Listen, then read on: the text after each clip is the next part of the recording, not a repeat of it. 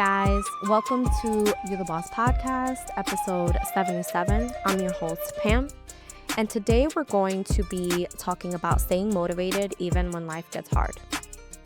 Let's talk about motivation because most of us think that we lose motivation when life gets hard. I had a friend of mine today say the glitch in the matrix that cracked me up. But the truth is, we're not supposed to be motivated all the time. Surprise. you're If you're feeling tired or unmotivated, you're doubting yourself or like you're doing everything right, but you're still hitting walls. This episode is for you. This isn't about pushing harder or forcing positivity. In fact, I'm totally against trying to be positive all the time. This is about staying consistent where your energy is, whether that's low or high, and just staying consistent because growth doesn't stop when things get hard. It just looks different. Motivation is not the problem, it's the expectation of motivation. We've been taught that motivation should always be exciting, that if you're aligned or inspired or on the right path, you should feel a consistent amount of energy, that you should always feel good. But real life doesn't work that way. Some seasons are quiet. Some seasons are heavy. Some you're just surviving. A lack of motivation doesn't mean that you're failing. It doesn't mean that you're not on the right path or that you don't have purpose. It means that you're human. Consistency matters more than motivation, especially in hard seasons, especially in a season where in one portion of your life, you're facing something that is so altering and so changing, and maybe the other parts of your life are not as difficult. We have to realize that sometimes lowering the bar is what we need to do. And this is where most people quit. When life gets hard, as a human being, you're faced with two decisions. Either you quit completely, you just stop doing whatever it is that you were being consistent about, or you shame yourself. You shame yourself for not doing enough. How many times have you said, I should know better, I should be, I should be, I should be? None of those things actually helps. It doesn't motivate you. It definitely doesn't motivate you if you quit. Which is why instead we should lower the bar, but don't drop your habit. If your goal was 5 workouts a week, just do the 10 minutes. I know that you could be listening to this and saying, yeah, but 5 minutes is not enough for what it is that I'm trying to do. Okay, but you're keeping your habit. How about that? How about that for your timeline? Maybe you have a goal to journal daily. Write one sentence. You don't need to write pages upon pages. Like maybe today you're just like, dude, I survived. And that's it. That's what you write in your journal. The biggest progress that you can have over motivation is just showing up. Progress in hard seasons is about maintenance. It's not about expansion. This one really speaks to me because maintenance can mean so many different things. Maybe at this point in your life, you're in a place or a season where you're just doing the bare minimum to what needs to be done in your household. Maybe you're working 50, 60 hours a week and all you can do is come home and take out the trash because you're tired. You know, it's hard to remember to put the laundry from the wash to the dryer. Like, I'm here to tell you the real deal. If you're a working person who doesn't work from home, you're doing the bare minimum to uphold your household. But it also means that you're not overextending yourself with social obligations. Maybe right now in this season, it looks like you're just showing up online if you're an online creator. Maybe you're just posting a story today and you're just like, hey, I'm in the office today. You know, you got to the office today. You got to sit down and do what you needed to do.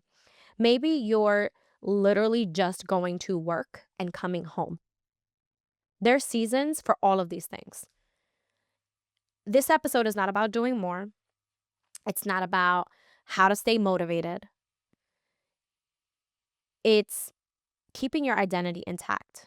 We need to separate discipline from self-worth. This is very important because there has been this connotation to say that if you're not disciplined, you don't value yourself. I think there can be some truth of that. But if you miss a day or you fell off for a little bit or you lose a little bit of momentum, you're not worthless. You still have worth. Your worth doesn't change. But many people, they tie their self-esteem to their consistency. So one setback turns into I'm lazy, I always quit, why even try, I should know better, etc. Motivation dies in shame. Instead, you should shift the narrative. Let's shift the narrative from I'm allowed to rest. I can begin again without punishment. I don't need to punish myself just because I missed a couple weeks of a workout.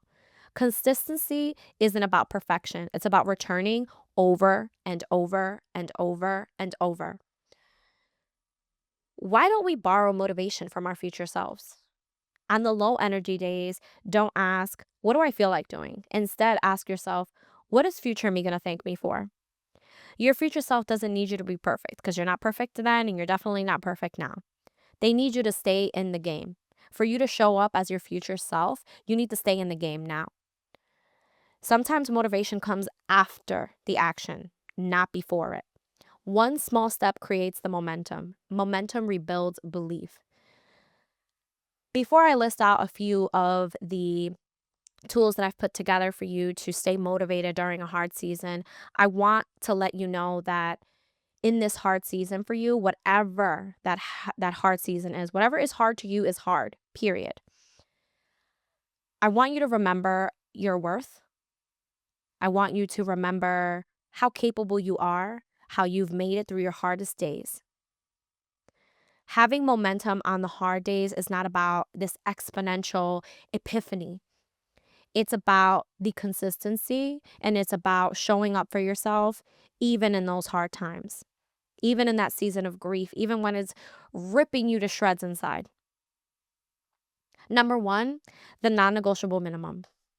Decide the smallest action that still counts. This removes pressure. This keeps you consistent. It keeps you moving instead of at a complete standstill. Number two, the I still showed up list. At the end of the day, write one thing you did, no matter how small it was, no matter how quote unquote bare minimum it was, no matter how much you feel like you didn't do anything today, write down what you actually did. This retrains your brain to see effort, not failure. It also tells your subconscious what you actually did and how those things are important too. In this season of my life, I like to share with you guys different things, and this is one of them. In this season of my life, I have started to do this myself very often. I still showed up. I still showed up for that phone call when a friend or a family member called and they needed support. I still showed up for myself by feeding myself, by taking a shower today. Some of that can look like, you know what, today I cleaned my kitchen when I didn't want to, when I didn't have the energy to. I started to list those things out for myself because I'm in a grief season. Today, as I'm recording this, I've recorded a few episodes. I've written out a few reels. I've done a few things for future me when I didn't have the motivation because I woke up a little bit tired. I don't share this to you to boast. I share this to you to understand that even in the hard seasons, consistency wins over momentum every single time. Number three, energy-based planning. Stop planning like every day has the same capacity. Stop planning that way. I think this has been a game changer because some days I get a solid 8 hours of sleep, and some days, whether that's scrolling or my son is teething or I didn't feel well or whatever, some days I get 6 hours of sleep. Plan for those low energy days. Maybe that looks like on Wednesday, you're recording a few episodes because you have the energy today. And then yesterday, all you did was maybe put out a few posts. Number four, grace over guilt.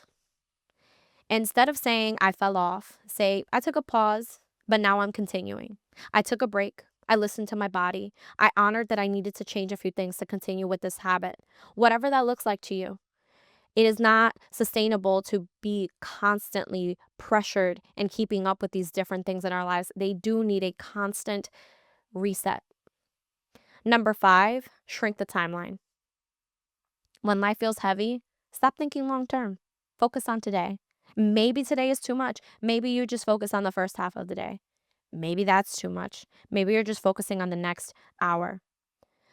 That is enough. I've had different people tell me, how's today going? How have you been since losing your mom? And I stopped saying that I'm okay. I say I have my days. Today's a better day. Today was all right. Tomorrow will be better. I'm not doing this to boast about myself, but I'm using the real life example of a hard season to let you know that it's different for everyone and that everyone includes you. Hard seasons are not wasted seasons. Some of the most important growth happens quietly. It happens when no one's watching. It happens when the progress feels slow, when the motivation is slow, but you stay. It happens when you're applying for a job for a year because you're just tired of this company. And for a year, you got rejection after rejection after rejection after rejection. And then all of a sudden, it happens so fast that you get this job, you get the interview, you get the test, and you're in. You don't need to feel inspired and motivated every single day to stay committed. You don't need to be high energy to be disciplined. And you don't need a perfect mindset to move forward. You need to just keep choosing yourself one small step at a time. Every day does look different. You don't run a marathon every single day. You prep for it in small ways. You inch yourself forward running different miles every single day, but the consistency of running every day is what propels you for that marathon. If you're in a hard season right now, this is your reminder. You're not behind, you're not broken, and you're not failing. You're learning how to keep going. You're learning even when it feels uncomfortable. And that skill changes everything. You're still in it, and that's what matters. If this episode resonated with you, I want you to share it with someone that you think needs encouragement. I don't want you to share it with them because you think it's going to change their life, but just because you want to let them know from someone else's voice that it's okay. You're still in it, and that matters. Before we end this episode, I want to encourage you to leave us a review wherever you listen to your podcasts. We're on all streaming platforms, Spotify, Apple, and YouTube. Leave us a 5-star review. We definitely appreciate it. Thank you for listening. Come back again next week for another episode of You the Boss podcast.